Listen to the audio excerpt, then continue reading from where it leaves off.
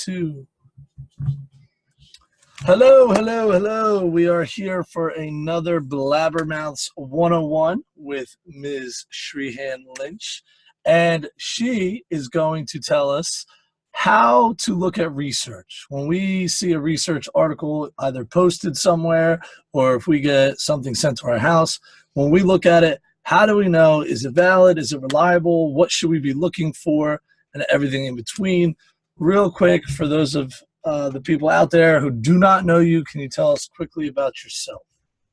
Yes, so welcome. I'm a doctoral student at the University of Alabama. I'm just going into my 3rd year here. I'm from England. I was a PE teacher there before I came here. Beautiful. All right. So pretend I'm a dummy. It's not that far of a stretch. Tell me, when you look at these articles, this research, what should I be looking for first? What's the number one thing? Okay, so the number one thing, and this is all speaking completely from experience because I was really new to this when I transitioned into higher education. So the first thing is not to be completely overwhelmed with the academic language. It's highly likely that when you read it through the first time and try and get a gist of it, that you perhaps won't get everything, and that's completely okay. So the first thing really is, don't be put off and don't be overwhelmed by what you're about to read. My advice, firstly, is to read it through and just get a gist of the study. What did they actually do? And then go back through and read it again and highlight some key things or make notes or whatever you do to help you understand what they've actually done in the study. I know it sounds really time consuming, but even now, when I go and look at articles, it still takes me a couple of times to read it to actually understand the academic language and actually understand what they did in the study. And then when you've done that, try and establish, well, what do we know? So there'll be a literature review generally at the start or some kind of background, and it will say words to the effect of, this is what we already know, because that's always a really nice segue into the study that's about to be explained in the research.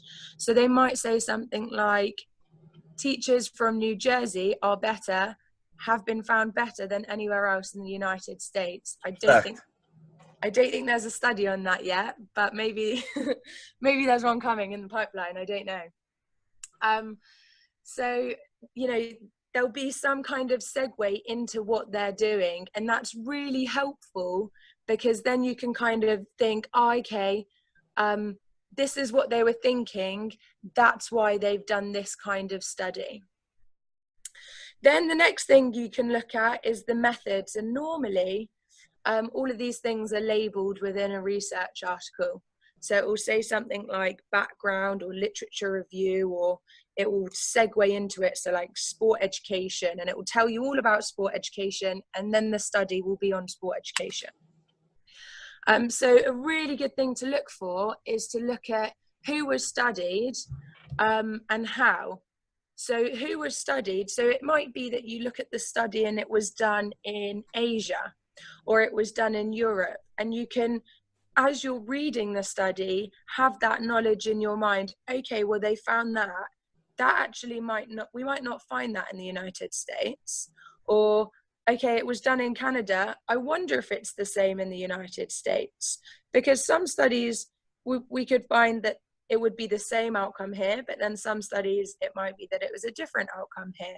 So contextualizing the study is really important, and I'm really big personally on that, because I think even if you look at contexts, we could look at 2 schools on the same street and find 2 completely different things, because every child is completely different and every teacher is completely different. So I always really like to look at where it was done and hope that there's a big background on the type of school it was, so I can see if maybe there's anything that relates to me and my school. Another thing to look at is how the study was done. So this is where we can kind of talk about the methodology a little bit. And this was something that I was really lucky to learn in my undergraduate. So they call these, they could call them methods, perspectives, paradigms, ideas. They call these things lots and lots of different fancy words, but essentially they're different ways to do the research and different lenses you put on. And Dr. Kurtner Smith, my professor here, wrote an article in 2002, I think it was, and I really like this because it introduced me to the 3 different paradigms or methods, whatever you want to call them. So I'll give you a little snippet of those now. So one way is the positivist way to do research. And do remember that each research question you have might lend itself to a different perspective or lens or paradigm. Let's call it paradigm for the sake of today. So if you were to do a positivist study, it would involve some kind of numbers. They believe that there's a measurable component to something within teaching. For example, how many times do you give feedback in a lesson? That would be your positivist study, looking at something numbers based. And they collect research through surveys, questionnaires, testing students, and they're looking to describe and predict and maybe change an aspect of human activity. So we could look at somebody like Silverman, or we could look at, just trying to think of someone now. I know Dr. Hasty has done lots of positivist studies. And normally people can dibble and dabble between them, but more often than not, sometimes people say, no, I'm this kind of researcher and I'm going to stick to that. But people do dibble and dabble, and that's important to know about all the different types. So for the positivist, that's objective, right? It's very boom, you said you gave this amount of feedback, I videotaped it, I counted it, somebody observed you, the kids served, whatever it is, it's cut and dry. There's no interpretation, correct? There's no interpretation in that whatsoever. It's purely, I mean, there might be later on in the results, but it's numbers based. So it's very similar to science. It's the scientific way, the universal way of looking at the world. If you give more feedback, your students will improve and have student success. It's almost cause and effect. And they do intervention studies, and they'll say, oh, you did this much. This is just an example. You gave this much feedback to start with. Now you're giving this much feedback towards the end of the study. Now students are improving.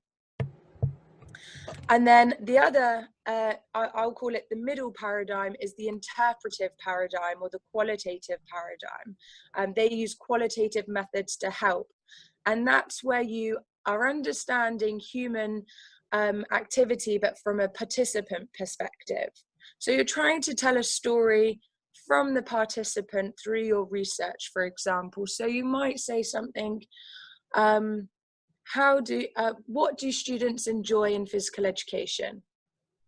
And so you'd use things like case studies and focus groups and life histories and ethnographies and all these other things, and you'd really try and get students to talk to you about why they enjoy physical education. So it's not numbers, it's words, words generally used to express, which is why they use qualitative methods. And then you have the critical paradigm, and that's where you're trying to understand power within society and facilitate emancipation of oppressed groups or individuals, or you're looking at marginalized groups or populations. And they use the same methods as the interpretive. So they'll use your qualitative methods. So they'll look and they'll ask people, they'll interview and they'll do focus groups, and they'll really try and get into the nitty gritty as to why a certain group is marginalized. An example of a question could be, I should have had one prepared. What group in physical education has been marginalized the most? And we could we could pinpoint a group and look at it that way. All right, that seems a little more subjective, correct? Yeah, and often in critical research, the researcher is really immersed within the setting. I personally think it's really hard to go and look at some groups if you're not really trying to relate to that group and understand that group, because you can't really tell a story or hope to you know, remove an individual from oppression just by telling their story. They have to be part of the research in some kind of way. An example of that is just doing a study with students who use a wheelchair who play tennis, and I would class it as a critical study, but I'm not trying to tell their story. They're telling their own story. I'm just writing the paper, and I'm really showing in the paper like how I feel about this story and how it's impacted me as an individual. All right, so now we have the three ways that research is done. And they're broken down by some people into lots and lots of different ways, but I think for a beginning researcher, that's really easy to look at a study and say, yeah, this one's numbers, this one's words, and they're trying to tell a participant story or activity, and then this one, oh yeah, it's talking about race or disability or sexism. Okay, yeah, it's a critical study. All right, so now we read through it, we looked at our stuff, we read it 2-3 times, found out where was the study done, can we take this population wherever it's at, is my school similar, is it different, do we think it's the same, looking at the different type. Now we get to their findings. Yes. Okay. The most important bit is, what did they actually find? Because that's why we're reading it, isn't it? We're reading it because we want to know what they found, and we want to know if we can take it back to our school, and if we give more motivational feedback, everybody's going to be more successful. So I do think though it's really important to do all those steps before, so that you can situate the findings. So then you look at what they found, you try and relate it back to your school. You think, is it different? Why is it different? You know, what I really did when I first started to read research papers was think, why wouldn't this be the same finding in my school that I've just worked in? And then I would come up with answers, and I would continue to read throughout the conclusion, or why do I think that this would be the same finding in my school? Always relate it back to your own teaching experience, I think, as well. And then you can consider after that what you can do. So what can you actually take from that research? Did they do a specific method, a specific type of focus group that you could do with your students in your school to find out their perspectives on an activity you've just done with them? Or did they say that an ego-orientated climate is not productive for physical education, and have you been doing that forever within your teaching? So you can really reflect on it, and you can also question the paper. You know, was it not what you thought, or do you not agree? Do you think that because they only went into the school for a week, and if they'd have been in the school for 5 years, they would have found something else? And I mean, I wish that I was still in schools now so that I could ask my students about it. How could you translate what you found and explain it somehow to your students and say, hey, you know, they just did this study in Connecticut and they found this. Do you think if we did that here, would you agree? And ask your students about it. I always think, you know, we're doing all this research and we're trying to make teaching better, but at the end of the day, we're doing it for the students in front of us, and we're trying to become better teachers. So we should let our students know about it. And lastly, if you have any questions, or if you don't understand it, or if you want to know more often than not, the author is on the paper, email the author, ask the author. I don't know anybody in physical education who doesn't want to talk about their work. There really isn't anybody that I have personally found that doesn't want to talk about what they've done and share it with other people. So if you've got a question, email them. You can find most of their email addresses online, and you could shoot them an email. Anybody that I've emailed and had a question, I've always received a response, and they've always been really, really lovely. So worth a bash. Now, do we have to worry about sample size? And real quick, can you talk about this crazy null hypothesis? Do we have to worry about significance and p-values and any of that when we're looking at this research? Well, what you're talking about there comes from the positivist paradigm.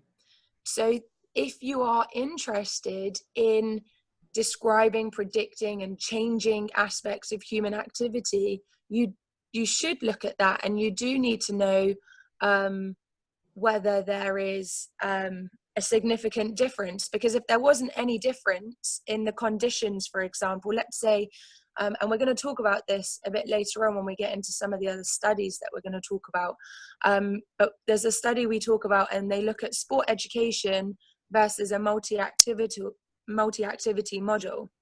And they're trying to look there, is there a significant difference between the two conditions? And we kind of want there to be a difference in those two conditions. So it's important to look and see whether there was a difference, because if there wasn't, that's still a finding in itself. If I were you, I wouldn't worry about p-values and null hypotheses, because if you read it and keep reading down, then they explain it anyway. So if you get to the conclusion, they'll say, this is what we found, and there was a difference from teaching. They had more enjoyment when they received sport education rather than multi-activity. It's just an example there of one of the studies we talk about later. And every time you read that last section, when they tell you about the data, it always says, more studies need to be done. It's never conclusive. It's never, this is what you should be doing. This is just, they just kind of take one little bite of the apple and say, we need to do more studies on these apples and keep going. And a lot of times research, it just has more questions than answers, I guess is what I'm trying to get to.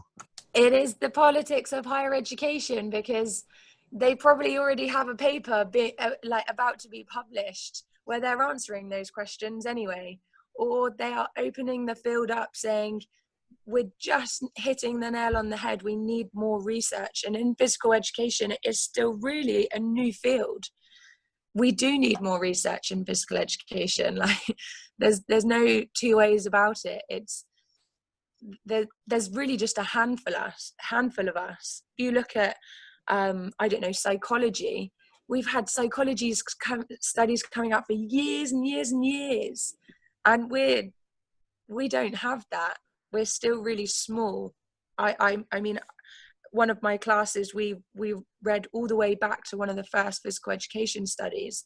That's craziness that I can even go back that far. I'd like to find the first study on psychology. Perhaps I should know about that, but I don't. And then the additional problem is, can you replicate the study? And psychology is now having their issues with replication, where people are trying to go back and say, well, we kind of take this theory as a law, but then when we go back and redo the study, now we're not getting the same results. So that's another thing we have to look at. And if you're a critical theorist, you might say something like, well, to replicate a study is devaluing a person's worth. Why would you replicate something? Why wouldn't you do something different? Because to repeat something you've already done, you're already going in with preconceived notions about what you're going to find. So it depends on what lens you come from, what perspective you come from, and there's no wrong or right way. But there's definitely a right way that we could be doing research. But I mean, there's no one way is better than the other, is what I'm trying to say. It all depends on your research question as to how you're going to do your research. All right, and one last final question for this. How do we avoid confirmation bias when researchers are doing their research? Because I mean, let's face it, we all go in with an idea of what we're going to find. It's very hard to just say, I'm going to be open-minded. We have our experiences. How do we avoid, or how do researchers avoid that confirmation bias? Oh, that's a tricky question for me, unfortunately, because I believe that the researcher, and I'm coming now from a very critical perspective. I believe that the researcher is automatically tied to the research. There is no research that you've already set the questions, and therefore you're already going to influence the answers. And so there is no research that can be done that isn't biased. You go, let's take, for example, a positivist study, and they're filming lessons. By the very fact that they have placed cameras in a certain place, that could be classed as a type of bias, and what you're going to find from what angle of the gym. Or if you were doing an interpretive study and you asked students, what do you enjoy about soccer? And then you say, well, students enjoyed this, this, and this about soccer. Well, you asked the question, what did you enjoy about soccer? Rather than tell me about your physical education experience. And then they might say, I really enjoy soccer because I always score all the goals. So by the very nature that we set pre-described and prescribed questions in our research, we are automatically tied to it. And other people would disagree, and they would say, oh, there's ways to distance ourselves. And there are ways that you can distance yourself from the research. For example, doing an interview over the table in a really professional way, and not becoming too close to your participant. But then on the other side of the table, you've got, well, how are they ever going to tell you how they really feel about something? Because this isn't a realistic situation. It's not like we're sitting in a Starbucks having a coffee and we're really getting to know each other. So there's lots and lots of different ways, and there's lots of chat right now. Actually, I just read an article yesterday in Qualitative Research, Sport and Exercise about researcher bias, and about these things, doing member checks and all these other things that we've done in qualitative research for a really long time, since Lincoln and Guber wrote a qualitative research, the handbook. We've done them for a really long time, and they're now just being changed and evolved. So I think it's important that we just recognize and remember, when you read the research article, the researcher set the research questions. That's just the important thing. All right. I think that is a very informative one-on-one on how to read research and what to do. When we come back, we will start delving into a couple of research articles, and we will talk about how this occurred. It is on the Shape America portal, so very excited about that. So stay tuned. All right. Hello, and welcome back. This is another episode of BlabberMouth 101 with Shreehan Lynch again, who's going to break down some articles for us. And it's kind of cool because a lot of times we ask, well, what are our organizations doing for us? That's one of our questions. We're giving them money. So besides the one time a year when they're having a conference, what are they doing for us? So I'm very excited. Shree, can you tell us a little bit about what has Shape America done for us? So Shape America have different kinds of councils, and one of the councils that I sit on as a voluntary member is the Research Council. And they've taken something that Larry Locke did many years ago.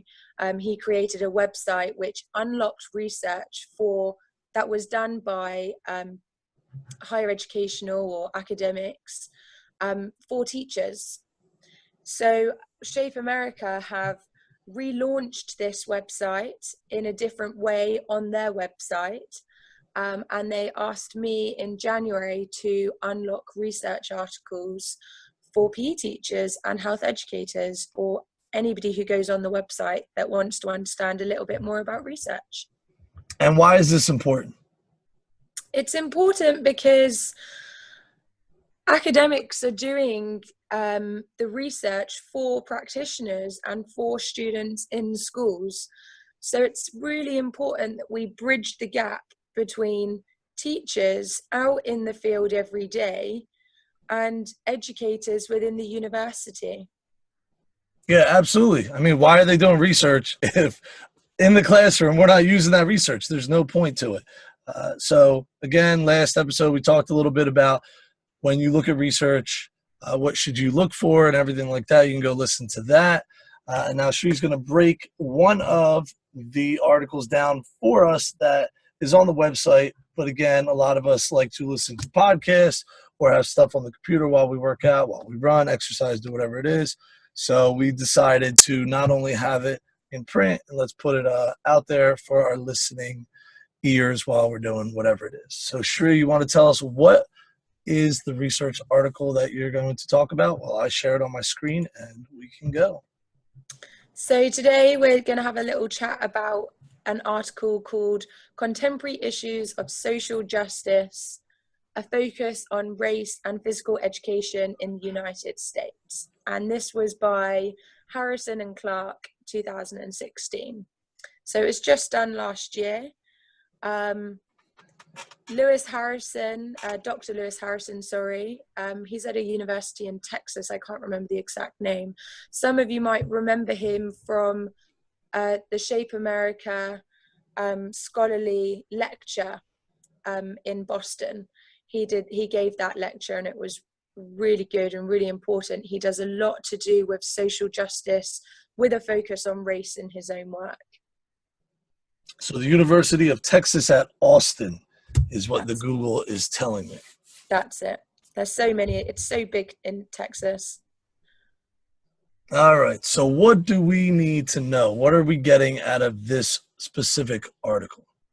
Okay. So this article is a literature review, which a literature review means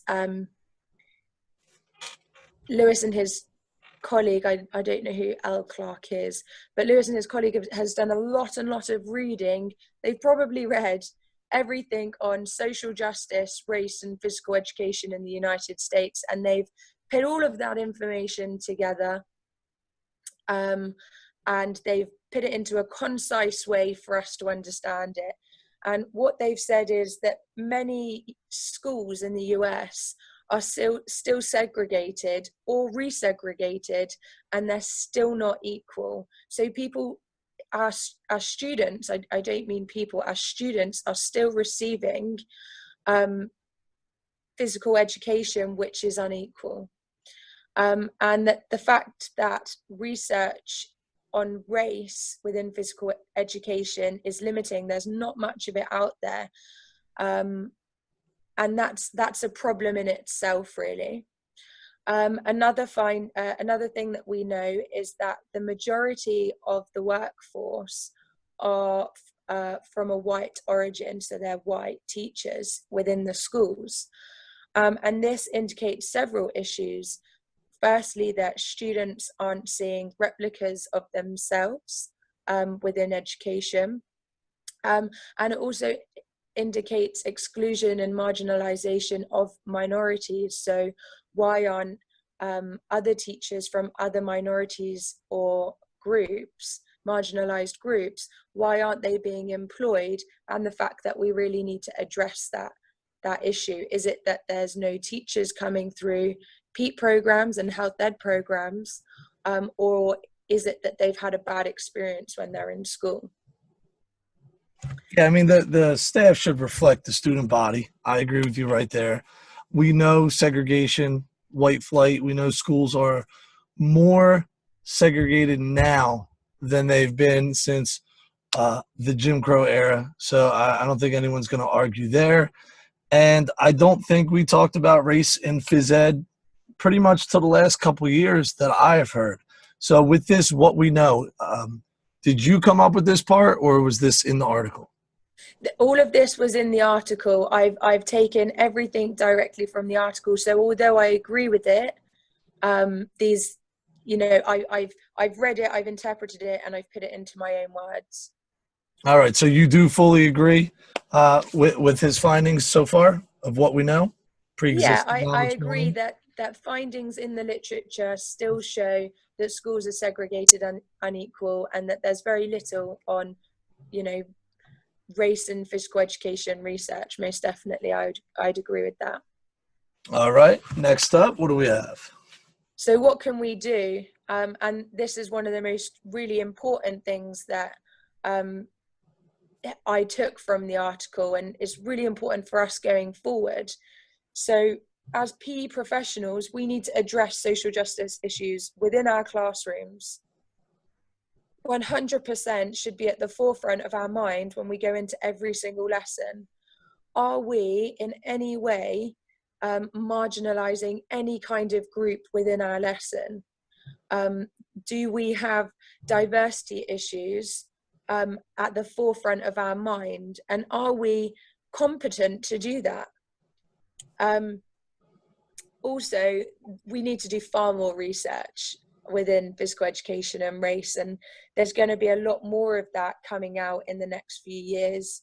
I know that, you know, for an absolute fact, because even just looking at Shape America's proposal forms, they're looking at who is bringing to the table information and research and presentations on diversity, and it's so important. So we also really need to consider the students in our classes. So an example of that is if you're teaching in a school that is, I don't know, give me an example, Justin, of a school with a type of makeup in the United States. Well, I mean, your suburban schools are going to be mostly white, affluent, middle to upper class.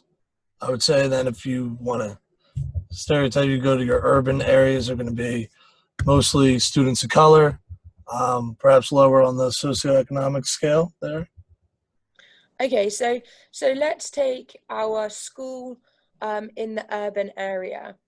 What are we teaching those students? Are we teaching them things that they can actually take back to their context?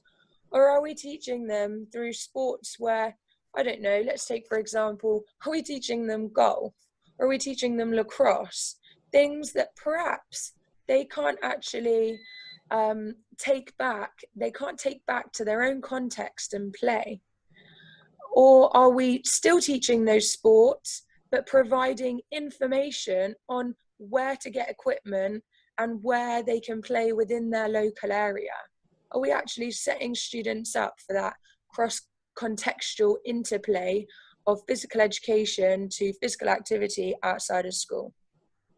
Yeah, I mean, absolutely. If we're looking at the philosophy of we're preparing our students to become future and present movers, right? That's what we want, movement. If we're teaching them something where they can't transfer those skills outside and utilize them, then is it wasted time? I mean, time's at a premium as it is. And if we're not bridging that gap of, hey, here's a golf course that's free on these days that will rent you clubs for X amount of money, then, if they're not going to use it, then why are we teaching it? So I think that's spot on. And also when we talk about culture, we also have to talk about religion in there. We have to talk about the LGBTQIA community. I know everything seems to be about race, but that's not always the number one thing when we talk about culture. I know Sarah GH, Seth Martin, Seth, and who else? The whole Phys crew. They have that teaching games, teaching world games for understanding. So not only are we looking at our European, North American games, but what about games from outside of our scope? How are we showing what other kids outside of the U.S., outside of North America, outside of Europe, what are they playing? So I think that's something we need to look at as well. How do we bring in outside cultures into our class? Yeah, I mean, with regard to this specific article, it is just talking about race. But I completely agree with what you're saying. We have to take into consideration all of our isms, I call it. It's compulsory when we talk about social justice.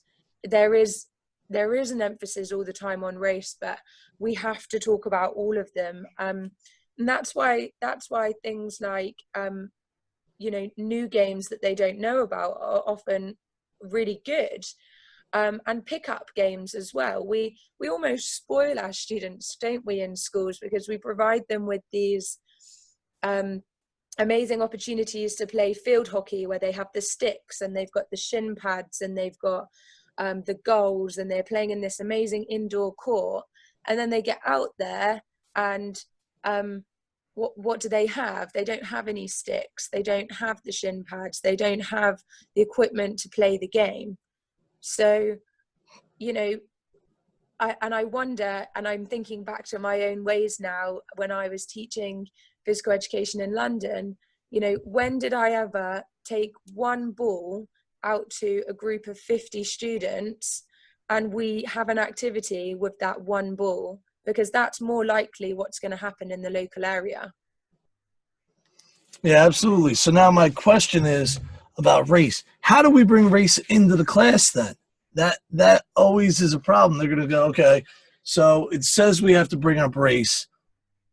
How do I do that authentically, organically, in a way that's not going to put my foot in my mouth? I have to be wary about parents. I have to worry about, am I pushing my agenda on my students? How do we bring this up in our class? Do they talk about that at all in the study? They don't talk about it overly in the study. They do talk about the fact that it's so important to talk about it throughout teacher education. And that's something I'd like to look at in my own research. How are we preparing teachers to go out and do that? Or are teachers getting out there? There's a study just done by Sarah Flory in Florida, who found that although they did speak about these things in their pre-service teacher program, by the time the students got out to the schools, they still felt unprepared for the contexts that they were working in. So in terms of what can we do, we can acknowledge it as ourselves as a teacher and understand that it is an issue and that is something we definitely need to talk about. And unfortunately, I don't have all the answers, but I know that you and Andy Milne have done workshops on how to bring these things into classes. Reflecting on your own practice is something you can do tomorrow. Are you saying things like, and let's really bring in other types of the isms here. Are we saying things to our students like, oh, come on guys, let's go do this? Are we stereotyping in any way in our own practice? It really starts with ourselves, and then we can introduce it with our students and have conversations and creating a safe space where students feel like they can talk to you if they feel like they're being marginalized by others in any kind of way. Yeah, one of the ones that I find myself saying is the word boy. So if I say, boy, what are you? And if I don't do the research, if I don't realize, if I'm saying that to a student of color, that has a much different connotation than if I'm saying it to a student that looks like me. So just the little things where if we don't realize what we're saying or doing that, that's a huge problem. And then we all have implicit bias, right? I would tell people, go to the Harvard study, type in Harvard implicit bias test, and go take the test. Find out, who are you more comfortable around? And you might be surprised at the findings of what's going on. I took it, and it said I was more comfortable around white people. And I would imagine that is going to be what most people are going to find out. You're more comfortable around people who look and act like you. And if you don't realize that, then you're not realizing what you're doing to your students who don't look and act like you, who might not have those same shared experiences. So again, you're spot on with looking at your work. Is there anything else we need to know from this research article? I suppose we can call for more research. So if you feel like it's something you do want to look at, I'd maybe get in touch with the authors of this paper and say, look, I've read the article, I heard about it. I want to do some research in this area within my own classes. What can I do? Perfect. Yes, always more research. Research leads to more research. All right. Thank you very much for the first article breakdown. And thanks to Shape America for really bringing this back. We appreciate your time.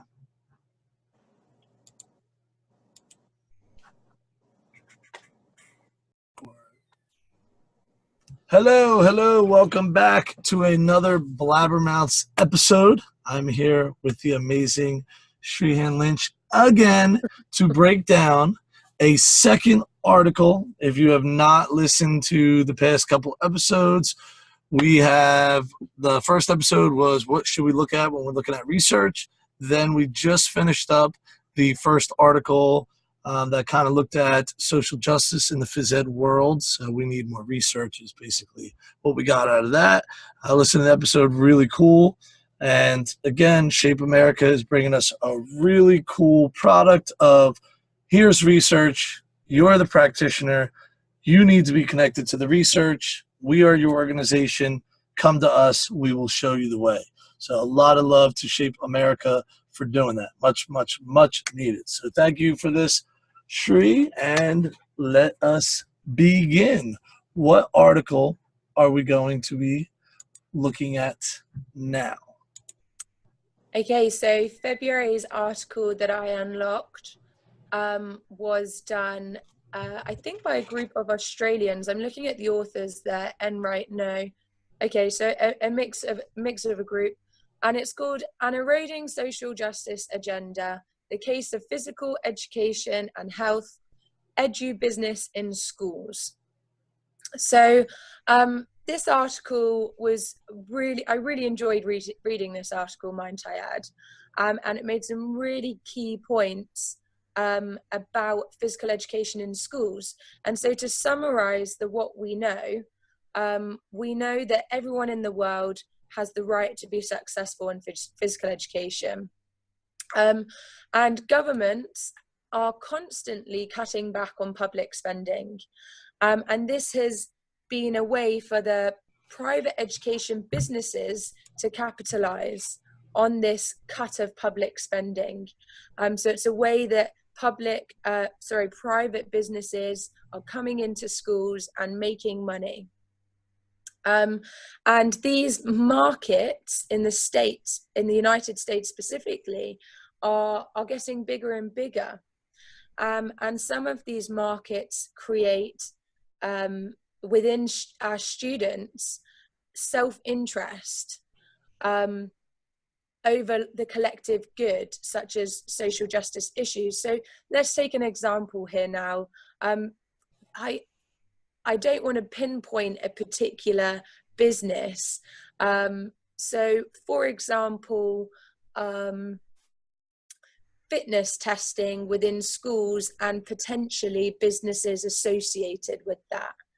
What has happened is that PE teachers or schools sign up to a program, and by signing up to this program, these programs are about fitness testing, so they're about the self, and it's about the individual getting better, rather than a social justice agenda, which is about potentially all individuals getting better in different ways, and about diversity.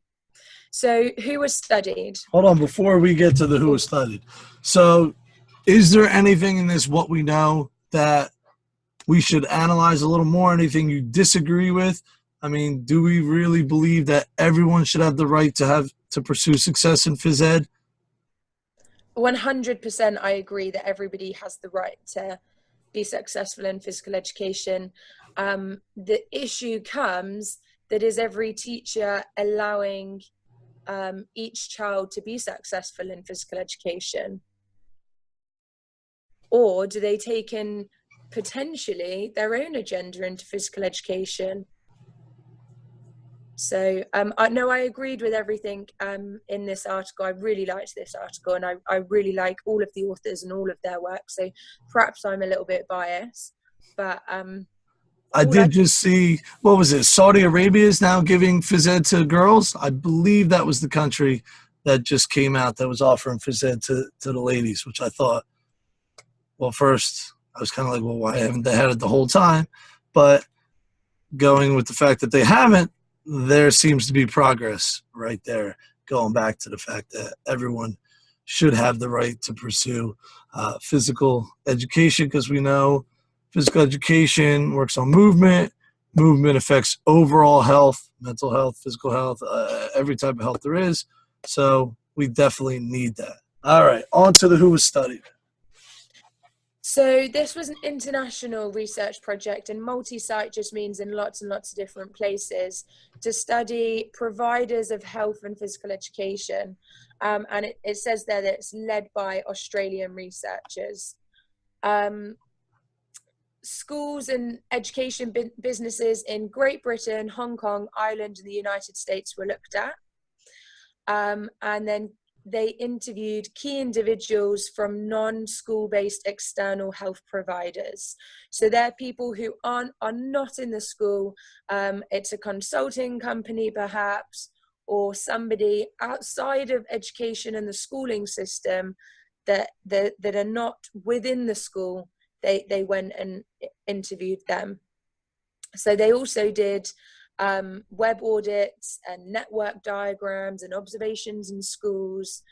And they should we go into the findings? Yeah, absolutely. Yeah.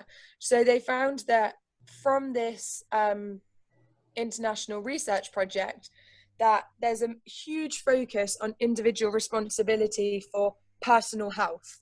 So we're pitting the onus on, and I'm summarizing here their work, we're putting the onus on students that they are in charge of their own health. And that market providers, so these market providers are very, very persuasive. I don't know why that says pervasive there. I certainly didn't write that, but they're very persuasive in their methods. You know, we see them at conferences. We get hooked in. Sometimes they do special offers, and as teachers we're like, oh yes, I think our students will enjoy this. So that they're very, very persuasive, and they almost indoctrinate children or students to take part in physical activity in a certain way, with certain ideals. So student success was promoted through self-reflection and control, and this isn't necessarily appropriate for all hierarchies in society. So what that really means is, and these are my own examples here, perhaps a health-based physical education program which is focused on the self isn't appropriate for everybody within our classroom. So some students really excel from team sports and team games and invasion games. Some students do excel from looking at, you know, self-interest and how are they going to achieve, you know, getting further in the long jump and, you know, their own personal achievements. And other children and students learn through completely different ways. So always having a focus on self-interest doesn't actually cater for our diverse students in our schools. So the takeaway from the study really is just be aware of the non-school-based health physical education providers, where their resources come from, who have they been written by, are they from anybody within the educational field, do they suit your students, are they relevant for your students, and make sure you really have a look at the resources. Are those resources suitable for marginalized populations, and are they you know, are they politically correct, shall we say?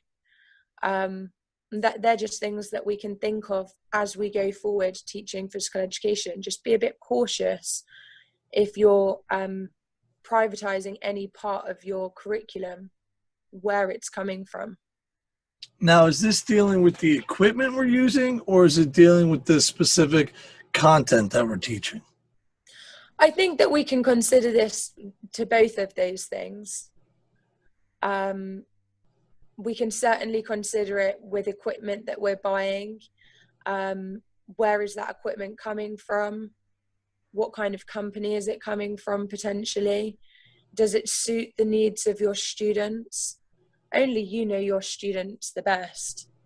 I see this a lot with pedometers and heart rate monitors. That was the first thing that kind of jumped out to me, where that's all about the individual. It's all about them trying to get their fitness level up, right? And keeping data on their fitness.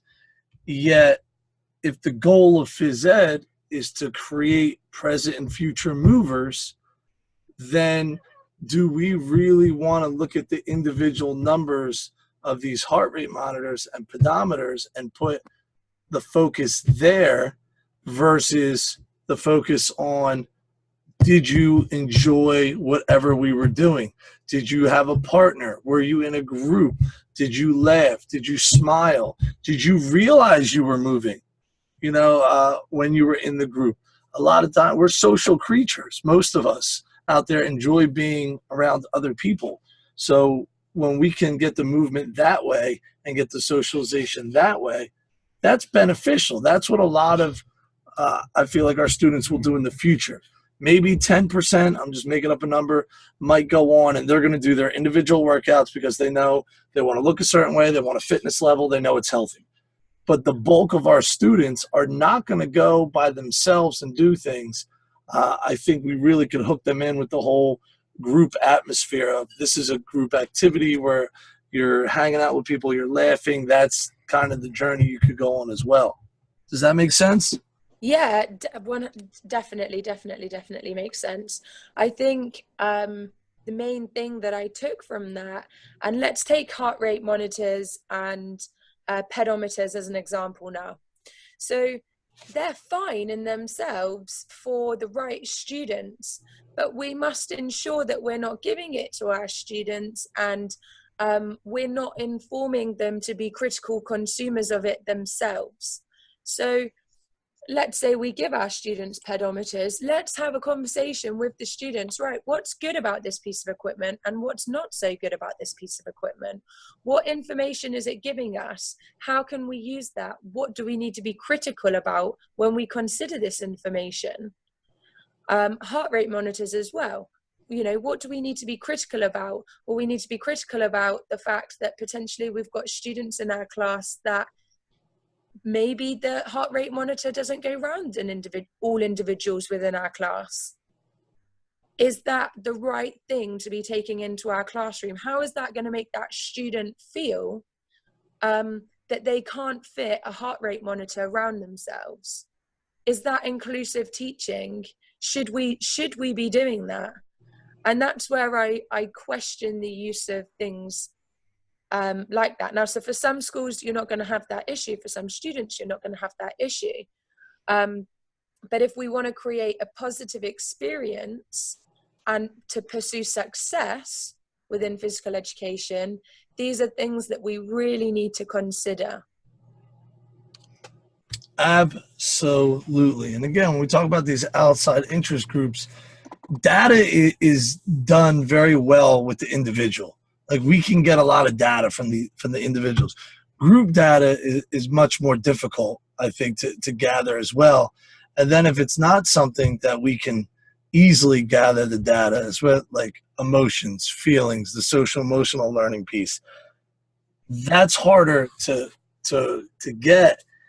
And you don't have as many companies looking for that. It doesn't look good for a sale to say this group used this equipment and their happiness scale went up X amount, as opposed to these individuals use these heart rate monitors, and we found that over a 6-week period, we were able to get them into this target heart rate zone for 30 minutes. That data sells versus, how do we feel about something, or how did you enjoy the activity? That's not as sexy in this data age that we live in.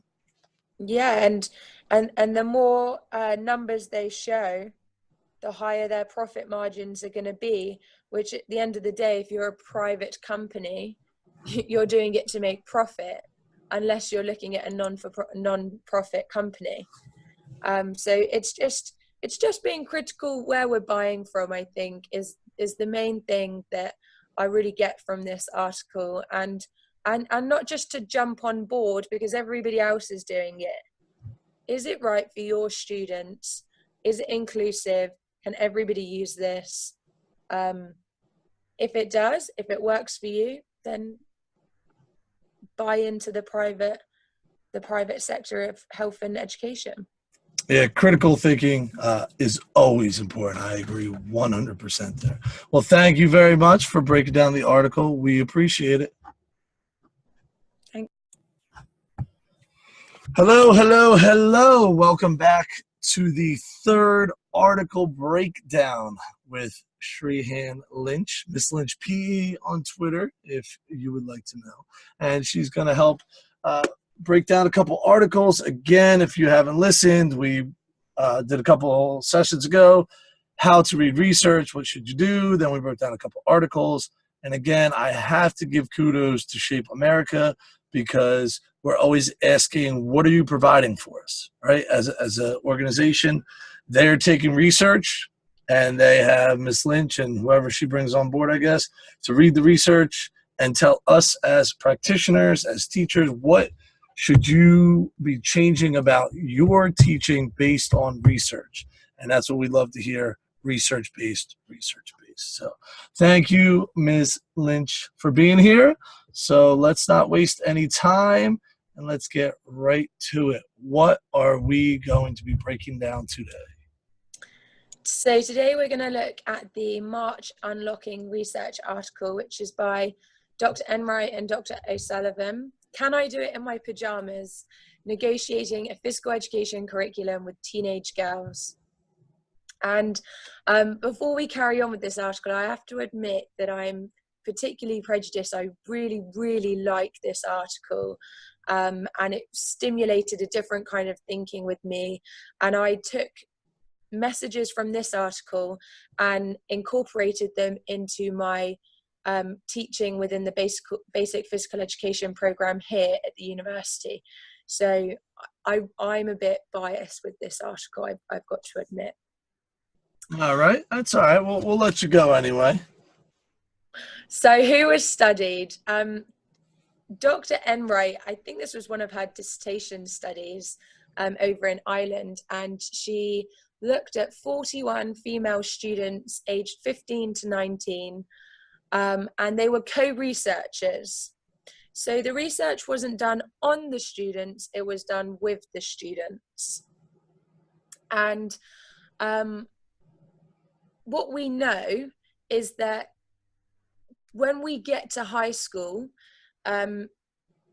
often girls decrease the amount of, engagement in physical activity. And more often than not, it's the girls that are seen as the problem rather than the curriculum that we have provided and created for our students. So is that, in your opinion, or I guess this is what we know, is it a fact that it's the curriculum that's the problem that is leading to young ladies being disengaged? I think the issue becomes when we set curriculum when we don't know our students, in which most teachers do, because their line managers and heads of department want to know what they're teaching for the rest of the year, when most of the time you haven't even met your students. So it's a classic case for me when I was teaching. We had to have all of our unit plans in before the first day of the semester starting. Well, I don't even know my year 7 students, my grade 7 students, because I haven't even met them. So I'm creating a curriculum when I haven't even, or when I don't know my students. So I think the real problem lies there. We have to know our students to know what kind of curriculum we should be offering. Now, does this disengagement have anything to do with the gentlemen in the class? And I'm not talking about girls like, oh my God, that guy's so handsome, I can't pay attention. Not that, but the group dynamics of the class, of the boys being overly macho, of them playing at a level that's physically over the top, or of their language, or the way they're treating girls, or any of that. Could that be any issues there? Yeah, I think there's a lot of things that could be issues within high school age students. You know, the level that's being played, but it's also the culture of the class, and the teacher has a lot to do with the culture of the class. And you often see when we get to high school, the sexes are split up. So we have girls PE and boys PE, and that has a lot to do with it as well. Well, why aren't the boys playing with us? I want to play rugby, I want to play American football because the boys are playing it. So it has a lot to do with the sports that the teacher sets as well. Are the girls doing stereotypical dance and the boys playing rugby outside? Or are both groups playing rugby, but they're just playing on different fields? And all of these things are set by the teacher who does the curriculum. Sometimes it's school policy. Sometimes it's just logistically that has to work for that school because they have one male teacher and one female teacher, and they can only go in the locker room. So there's so many things that go into this. But this is just one of the things we know from the literature review in that study, that often it's seen as the girls are the problem rather than the curriculum. All right. So another finding from previous research are, by giving students roles and responsibilities, it's really helped in the learning context, and we can link that to sport education research. And also negotiating curriculum means that you're involving students in the curricular design making process. It doesn't just mean when you have your curriculum set, are you negotiating an assessment method from 3 options? It means from the very start, students are involved in every decision from the start. So That makes perfect sense. I mean, we talk about student voice and choice. Choice is here's 4 things, choose one. Student voice is what do you want to do? What are you interested in? And when we talk about phys ed having, present and future movers, that's what we want. Then wouldn't it make sense to ask our students, how do you like to move? What is it you enjoy doing? And then have that influence what we actually do. it sounds like such sense, doesn't it? But we don't do it. I didn't do it when I was teaching, not enough. And could you imagine seeing your students, and let's say you have your students all year, and could you imagine having them in a circle and saying, right, what do we want to do as a group this year? And this is essentially what Dr. Emright did in her study. She got all the girls together, and they found that students were more engaged because they were doing things that they thought were meaningful. They took ownership of their learning.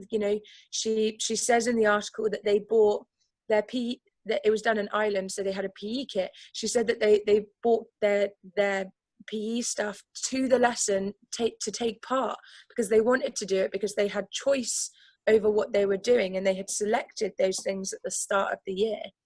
So by students saying, well, this is what we want, they were holding each other accountable by saying, well, you better bring your stuff because you picked this a few weeks ago, and so we're doing this. So they really cared about their PE experiences, and she says throughout the study that it was a positive and energizing experience for the students.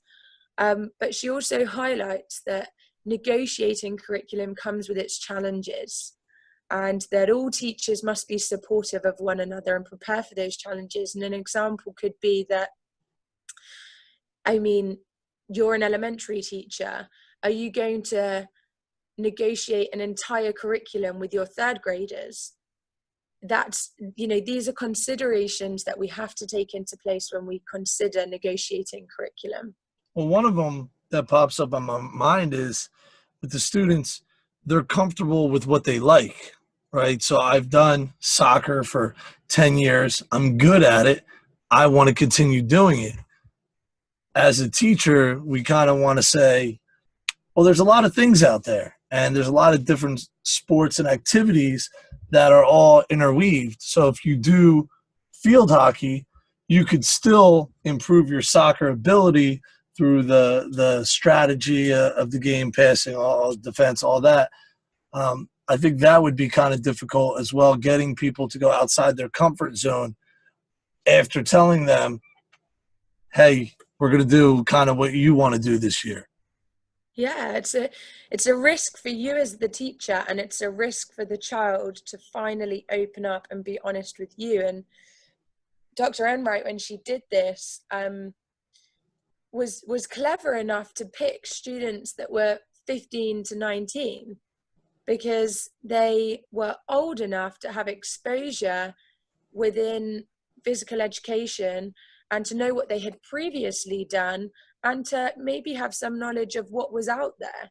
And I know that this was a sequel study, so there were many papers written on this, but I know that they had outside people come in for physical education that were doing things. I think, as an example, one of them was like aerobics with the students, which was great. We spoke in our last Blabbermouth about transcontextual contexts for students, relating what they're doing in class to out of class. Well, aerobics is something that students can go and pay and do outside in their community at a local leisure centre. I think kickboxing the students did, that's a better example, and I know they definitely did some kind of martial arts. So they were selecting things that they wanted to do, but they also had a little bit more knowledge and a little bit more physical culture knowledge as 15 to 19-year-olds. They've been around for a bit longer. They see the magazines, they see television, they know what's kind of going on in society, and maybe what society is telling them to do. And then one of the final findings here is that it's really important for students to be co-constructors of knowledge. So by using them and participating with them, and by Dr. Enright actually being there in the physical education lessons, it helped them in making decisions about their educational experience. But also it was almost a situation where it's like, you're the customer and I'm just providing you with a great experience. How can I provide you with a good experience as your teacher? I love it. I love that. Yes. Dave Burgess, who does this Teach Like a Pirate, he always says, if students had to pay, would they come to your class? And that's it right there.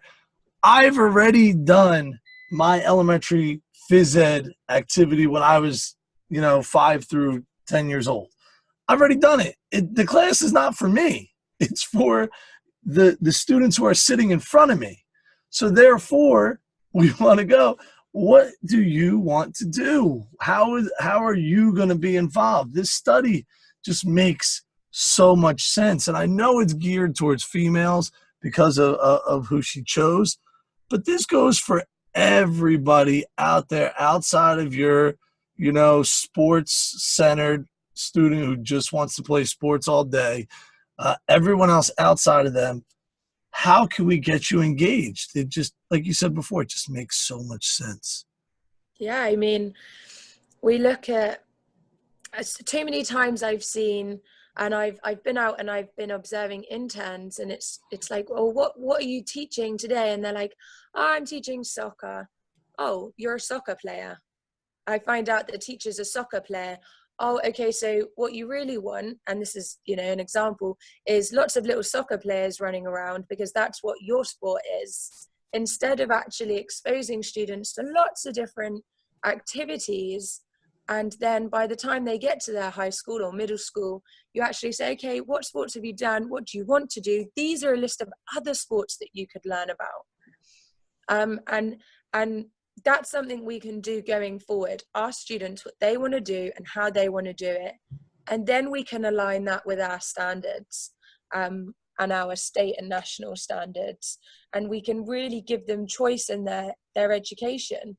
If your school doesn't have a physical education kit that they have to wear, maybe you can come up with something that everybody agrees that on the day that there's physical education, that they're going to wear sneakers. Everybody agrees that they're going to wear shorts. This is just an example. Or everybody agrees that, you know, they're wearing red. I don't know. If you give them a choice, they're going to come back with things. And I think as teachers, we're always shocked by what our students say and bring to the table. And we're always, yeah, this is great, wonderful. Why didn't I think of this before? One of the things I really like you had talked about was align it with the state and national policy objectives. So what I love to do, I tell my kids, draw a picture, go on Seesaw or write a Google Doc and share it with me. Mostly so I can get my equipment together. So I'm not rummaging through my closet that's 10 by 10 trying to find everything. But what I tell them as well is, listen, you could come up with an activity. I reserve the right to add or tweak it. And that's where I can say, okay, I'm going to add the overhand throw to whatever activity you all came up with. All right, so if it was a tag game, now I'm going to say if you get tagged, you're going to go over, you're going to do 10 overhand throws against the wall when you're going to go back. All right? That allows me to do the standards I need to do, and the ones I want to do, my choice, my power standards that I think by the end of elementary school, I want the kids to have these skills. Then we have the tag games that the kids really wanted to do that they came up with.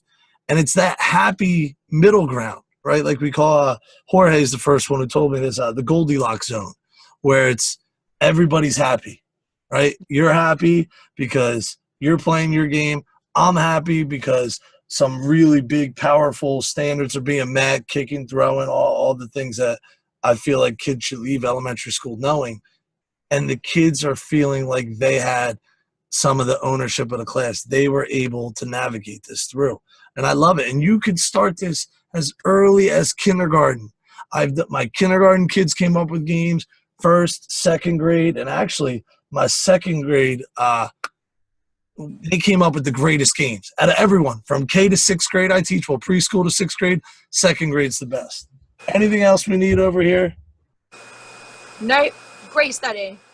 All right. Thank you very much for the breakdown. Now, hello, welcome back. If you took a break from our last episode, and if this is the podcast and you're still listening, thanks for listening. So we have Ms. Lynch here, and she is ready to break down our next research article. So gotta say love to Shape America for putting these on the website, and hopefully you use them to help shape your teaching. So what do we have here, Ms. Lynch? So today we've got a study on the effects of a sport education intervention on students' motivational responses in physical education. And this was done by Dr. Woolhead and one of his colleagues. And Dr. Woolhead's done a lot of research in sport education. So I was really interested to read this study when I first read it. This might just be a really good opportunity actually to say, if there's any research papers that you want me to unlock and read and put on the Shape America website, please let me know. I will read any article and try and unlock it as best as I can for you. It is always just my interpretation though. So in this paper, who was studied? Actually, let's have a look first at what we know. So within student learning, specifically in physical education, we know that motivation is key. If our students are motivated, they're going to be more engaged, they're going to hopefully learn more and achieve more in class. And so intrinsic motivation is absolutely key to that. We also know from research that task-orientated climates, so that being successful at a task, and that is the focus of the teacher, produces different effects than students which have an ego-orientated climate. So they're students who really are only going to take part because they want to win. And they really only see success in physical education and are happy in physical education when they're winning. Their main goal is to take part in track and field, for example, because they just want to win. Rather than our task-orientated students or climates that we've created that are really focused on self-mastery, for example, getting better for yourself, but because you want to improve in whatever you're doing.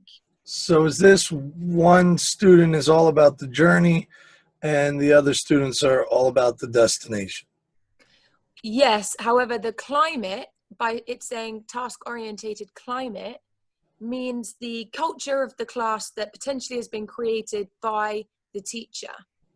So we know within research from a little bit before, I think in 2003, my professor here, Dr. Kurtner Smith and Todorovic, did a study where they looked at different task climates that were changed by the teacher and how that influences the students. If this teacher goes in ego orientated, right, today we're going to do this and, you know, really try and win this race and do this and do that, then the students are going to take that on and be more like that. Whereas if the teacher is more about, okay, when you've done this task, you can go forward to your next task, and it's really about the individual getting better, we know that that's what the students will then take on from previous research. Now that seems almost against what sport education model would seem like to me. So I guess we'll find out a little later what happens here. But, you know, sport education, a lot of teams, and I know there's more than just the team winning, but in general, sports looks at the outcome rather than the tasks. You know, you don't see too many sports going, okay, juggle the soccer ball 10 times. Now you're going to do 15 times with a partner. And now you're going to do 25 times with your left foot. Now you're going to, you know, it's more of the, here's our game, and then set that up. Am I off there? No, I'd agree with you, and I can say from teaching sport education to grade 8 boys in track and field that it was, no matter how much I would say, you know, this is about your team collaborating and so forth, that it was always about the winning, because the sport education model is creating an authentic sporting experience where people are going to win unless the teacher dabbles with the points that the teams are going to get, or whether, you know, one team is really showing fair play, then that team will get more points. But the essence of the sport education model is that it is point related and somebody is going to win. So, well, I mean, we'll understand where that task and ego bit comes in a little bit later. All right. But we also know that sport education does provide an authentic sporting experience, and students, this was done in 2004, so it's an older study, that students had shown back then a really great interest when it was shown in PE, and I don't doubt that now, actually. So this was done in England. They looked at 2 high school PE classes. One class received a traditional style of PE, and the other one had the sport education model. And what they said was the group that had the sport education model said that they enjoyed their PE classes, and that through the use of, I think they did surveys in this study, and I haven't popped that on there, but they expressed that they had felt they had given more effort in that PE class, and that it represented a really positive experience for high school students, especially compared to the traditional style of sport-based activity in teaching PE. They also said that a task-orientated climate was really positive for students. And they stated an ego-orientated climate can sour students' enthusiasm for PE, and so they might potentially get put off. So they said at the end of the study that sport education can provide a space for self-improvement, choice, and equity of students. So the way I kind of understood that was sport education was really positive for self-improvement, not just in the team. It provided a level of choice for students, and helped with them seeing things a little bit more equal rather than that ego-orientated climate. And that all depends on how the teacher set up sport education, I truly believe. I know a lot of phys ed teachers enjoy the sport ed model, and I know they extrapolate it out to team uniforms, and you could do announcing, and you could do sales of popcorn, and you could really branch it out to everything that goes into the sport, from what I understand. I would have been interested to find out what was the difference between the sport ed model and sport based. Where was the difference? And I don't know if the study said it or not, but where did the difference lie? And I think that's one of the things that we always worry about with just sports and phys ed, is that it is going to turn off a lot of kids. So without even looking at the study, I would have said the sport-based activity, a quarter of your class is going to like it. Maybe everyone else isn't going to be such a big fan who doesn't play that sport. Where the sport ed model is a little more broad and has other roles besides just doing the sports-based part of it. But I would like to see a little more information on how was it set up to be task-oriented for the sport ed versus more ego-oriented for the sport-based. Well, I think, this is just a skeleton. The paper itself is really long, and so this is almost a taster. This is some of the stuff that you can read about. Go and read the paper, because I did really like this paper. And this paper, I think Dr. Woolhead did several studies after this. This was almost a segue into a line of research in sport education for him, and he's done another one with cooperative learning with Dr. Ben Dyson in New Zealand. And it was a segue into, do students enjoy sport education more than traditional style of sport-based activity? And what I think he's actually saying there is multi-activity. And I know that there was a series of sports that they did. I don't think it was just one sport that they did. I think it was, differences. It was done over the course of a year or a period of time where they did different sports. All right. So I do think I will have to go take a look at this. So what can we do with the knowledge of the choice, the equity, and the preference of sport ed over sport based? So I think with any curriculum is know your students. Know your students. What do your students want? Be extremely conscious of how you yourself are and what you're promoting as teachers. And I think this goes without saying, like, especially you as a parent, if the students hear you saying that you hate football or soccer, if they hear you constantly say these things, then they're probably not going to like it, because kids always want to please you. And so be really conscious of the things that you let out, how you, the environment you create for the class. Are you,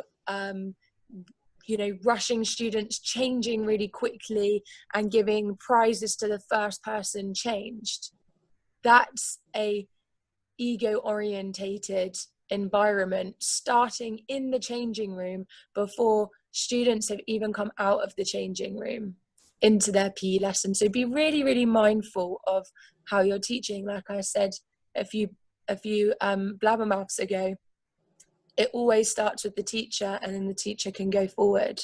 So find out what your students enjoy, what motivates your students, how you can get them, how you can increase engagement with your students. It might be that you've done, for the last 3 years, sport education and field hockey, and you finally sit down and talk to your students or give them a questionnaire or do a little focus group, and you find out that everyone in the class hates field hockey and that they think that the equipment isn't very good and they'd rather just play a different sport. They still like sport education, but they want to do it in a different sport. So, ask students, talk to them. Yeah, I mean, and when it comes to motivation, that's huge, right? So if we already have students with this intrinsic motivation to do something, then why wouldn't we tap into that? Instead of us trying to force something on them, why don't we use what they want? And then the other thing that made me made my brain turn real quick was when you talked about if you say you hate soccer, it was a James Baldwin quote. Said, "Children have never been very good at listening to their elders, but they have never failed to imitate them." And I think that's spot on there. All right, so this study leaves me with more questions than answers, which again, that's research, right? They give you a little piece and then say, go look at more research. So let's do more research. So I'm going to have to take a look at this and find out a little more of where the difference laid there. And, it makes sense so far with what we could do with asking our students. It always comes back to relationships. I mean, that just over and over and over again. Any last words? No, read the research, make your own opinion. This is what I took from it. You might have taken completely different stuff when you read the paper, and that's completely okay, because any research is down to the reader's interpretation, I think. Absolutely. Well, thank you for breaking down another article. We will be back. Hello, hello, hello. We are back with Miss Lynch for a super current research article breakdown, or unlocking as they call it. So Shape America did something really cool. They are having Miss Lynch take the research that's being done out there, break it down for the layperson like myself who doesn't want to spend all the time reading it, trying to figure it out. Let her do the hard work. Let me impact my students. Everybody's happy. So we're thankful for Shape America and Miss Lynch. Are we ready? Yep. All right, let's break down this super current research. Okay, so the next article was May, and this was by Dr. Peter Hasty at Auburn, and he has done so much research in the field of physical education. So I always scout out his articles and try and read them as soon as they come out. And when I saw this come out, I instantly read it. So this one was named Revisiting the National Physical Education Content Standards. What do we really know about our achievement of the physically educated, literate person? And this was another one of those articles where Dr. Hasty reviewed the literature out there within physical education. So he trawled through lots and lots of research articles and then brought that all together for this paper. And he was really looking at whether students are attaining the grade level outcomes. So what do we know? we know that Shape America has created the standards in 2013, but we don't know whether students the US students are meeting these benchmarks. Well, when these standards were created, again, this is just hearsay. From what I understood, they were based on seeing students every day for physical education. That's what I was under the impression. How many programs really have their students every day? So let's say I'm on a 6-day cycle. I see them once every 6 days. I'm lucky enough to see them twice every 5 days, or twice a week. There's going to be a varying level of how we're going to meet them based on the amount of time we see our students, correct?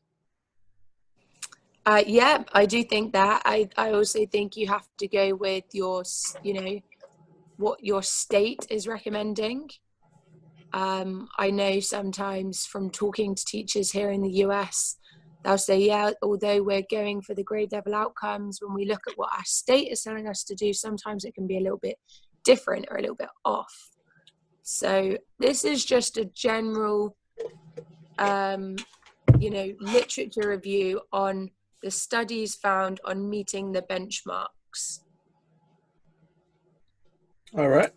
So they've the next point they're on there, and what do we know? Only some states require the assessment of student progress towards the national standards and grade level outcomes.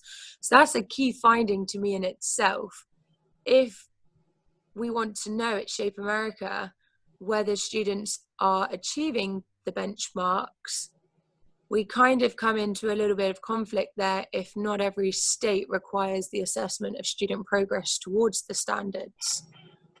So that's a key finding, I think, there. And even the ones that do require it, what's the reliability and validity of the assessments that are there? Yeah, and we certainly talk about that a little bit more as we go down this list. We found he breaks the paper down, and one of the key themes is findings related to motor skill competence of individuals. And he says that there's very little within curriculum models such as sport education and teaching games for understanding models have not contributed to motor skill competence of individuals. So perhaps in the research, the sport education and teaching games for understanding model is talking about, just like our last paper that we had a look at, is looking at the enjoyment of students and whether they're actually enjoying physical education, rather than research related on what are students actually learning motor skill wise, and their competence, is that improving through sport education. So there's a lot within the literature that students learn cognitively. We know that from research outside of physical education as well. Programs are designed to promote physical activity. They support moderate to vigorous physical activity in PE classes, but they haven't made that link of how to do it when students leave the classes. So they're saying, yeah, students are moderately exercising or vigorously exercising, or somewhere in between there in PE, but how do we do that when students leave the classes? We're going back to that transcontextual points that we made in the last few BlabberMouths. Teachers are adopting models such as physical best, but it's not clear whether that improves students' health-related fitness. That goes back to another point we had in our articles that we read some time ago. Are these things coming out by private companies suited for the students that are in front of us? And are they improving students' health-related fitness, or are they pitting students off health-related fitness is kind of what I take from that point. So literature relating to teaching personal and social responsibility is positive in producing peer interactions and self-monitoring in students. And that's great. But we need a little bit more with TPSR, like how by teaching them, does it translate to context outside of PE? And then data is directly related to attainments of the national standards. It's really lacking. We haven't got enough to say that by the standards coming out, it was a positive impact for all physical education in America, for example. And so we have to realize as physical educators and as educators in the universities that they're not necessarily measurable outcomes. How can we measure? And we could break down each and every benchmark and national standard. How could we measure? For some of them, you really can't measure. It's not really a measurable pen and paper thing. I don't know if you have anything to speak on that, Justin, before we go into the future. Yeah. Here's my issue with the standards. What is the goal of phys ed? And again, I'm going to go with Sporticus here when he talks about having students become movers in order to flourish. And if we want them to move and enjoy movement, do we really need all these standards? Are they getting in the way of us having students move for the love of movement? When we're talking about all the assessments, are we taking something fun and enjoyable and just sucking the life out of it? I think that's some of the things I worry about. I would like to see a lot of them streamlined. I like how it should be research-based, so by the end of second grade, third, fourth, fifth, kind of gives me a guide of where they should be at for it. I do appreciate the standards for that. But again, it's too much outside influence on our students. And when we talk about relationships, when we talk about having that negotiated curriculum before, some of that's going to fall outside the standards. And then when you talk about the emotional learning piece of everything, it is hard to measure. So I have like a kind of a love-hate relationship with standards. I do like the fact that there's a guideline of what I can use, but I also feel like they're not the end-all and be-all. They shouldn't be the main focus of my teaching. My students should be the main focus, and then try to figure out how I could kind of cherry pick the most important standards for my kids in my area and then teach to that. Yeah, it's a tricky one, and I'm here on behalf of Shape America, so I can't and won't go against the standards, but you know, there are different camps and perspectives on the standards, and just sharing some of that I know about.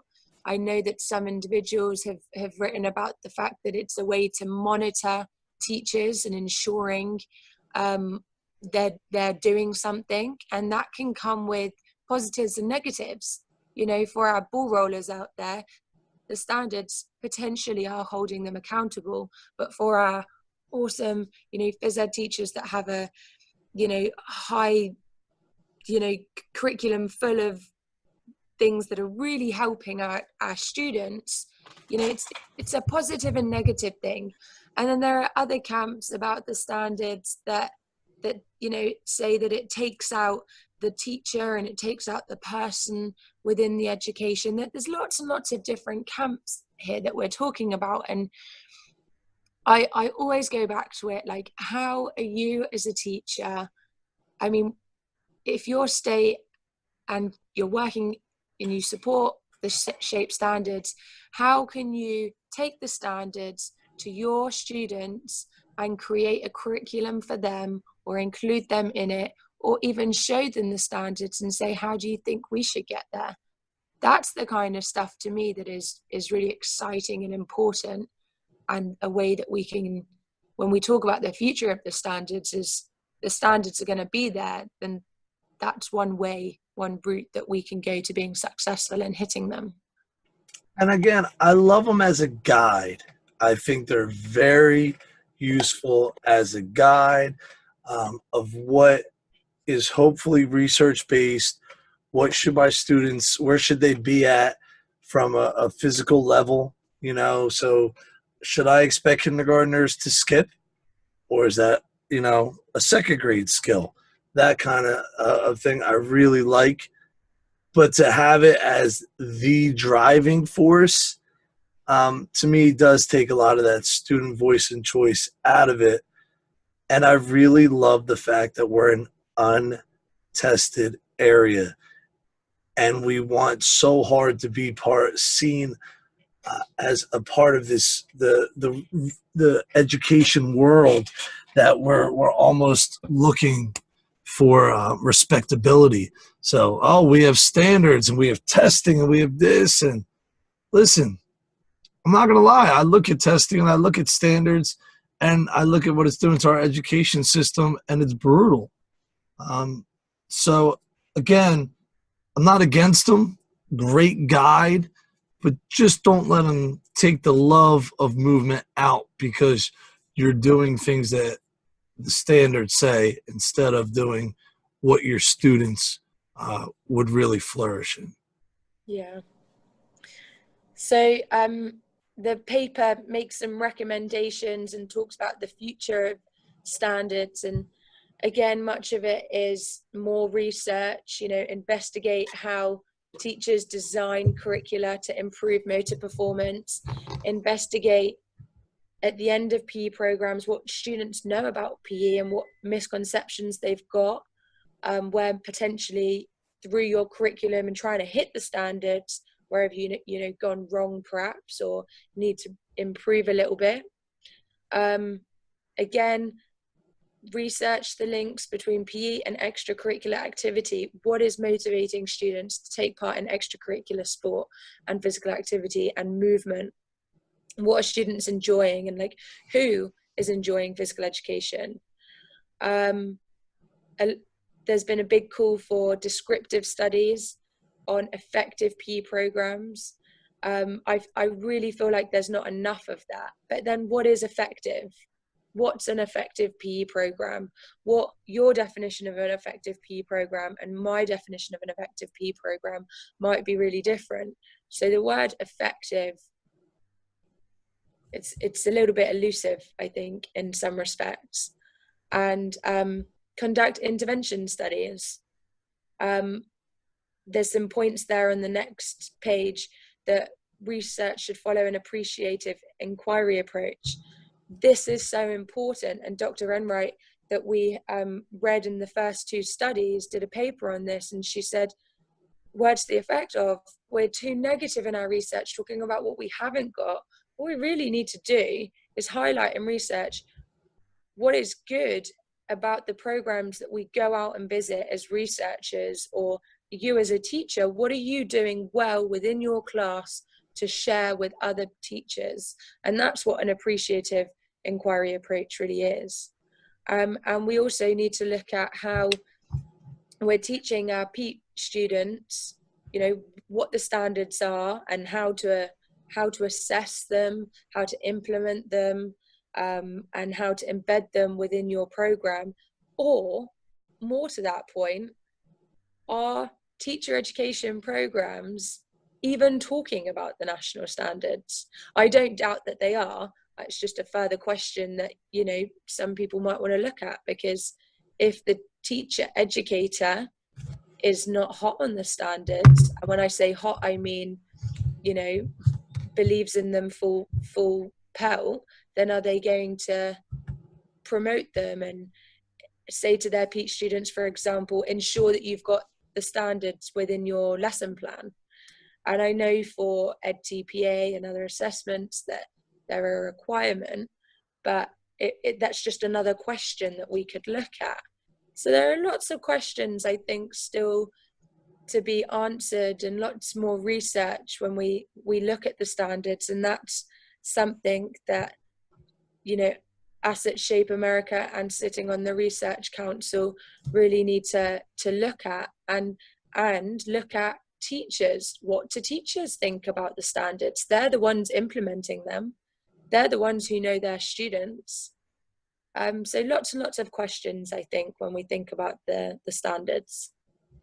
Yeah, I like this one to investigate at the end of the PE program what the student knows. And the really key part is what misconceptions might they have? So where did we go wrong? What did we not address? What were we unclear of? I think that was huge. And the other one is, what do students enjoy? Do we survey our students? Are we asking them, what do you like? Why don't you like something? What is it you want to do more of? Really getting them involved. Because if the bulk of your students are not liking something, got to figure out why and how can you do that. And let's say that it's dance. And let's say, I'm going to be so stereotypical here. Let's say your boys don't like dancing. Well, how can you incorporate something that they like in dance? How can you give them basketballs and say, dribble to a rhythm? Come up with a dance routine using basketballs and dribbling. And then ask them, how much did you enjoy dance by itself? How much did you enjoy dance when you had a basketball? And look at that. Does that make a change? Does it not? I think that's all huge. The big one, I mean, personal and social responsibility. Do we want to raise productive members of society? Do we want to raise nice people? I mean, that's really it. Do we want our kids understanding that games can teach lessons? I mean, that's Dr. Kretschmar right there. He's fantastic for that. So again, a lot of good questions. The standards have always been, a quandary to a lot of teachers. I do like the National Lesson Plan Creator, because that does force you to, pick which standard or which set of standards are you teaching. What are we going to master here? And also, it would be interested if he looked at any schools that did standards-based grading. I think that would be some research that might change his mind in certain things. I mean, the whole point of standards-based grading is, here's a bunch of standards, here's where the student is in the mastery, in that spectrum. I think some of that data might change. And I don't know how many are doing true standard-based grading, but if he's worried about the standards and if they want to get data about the standards, go hit those standards-based grading programs up. I think that would produce a plethora of data. But a very, very good study here. I like this. Very thought-provoking. Yeah, glad you enjoyed it. Let me know if there are any other research articles that you want to know about, you've heard about, that are related to our field or not related to our field. I'm happy to unlock any that you think can help any teacher in their path to being successful for their students. I mean, we should be reflecting on our teaching, and we should be using some of the research that's out there. People are putting in the work for us. So we appreciate all your effort. And thank you very much, Miss Lynch PE on Twitter if you want to hit her up. Again, thank you so much. You're welcome.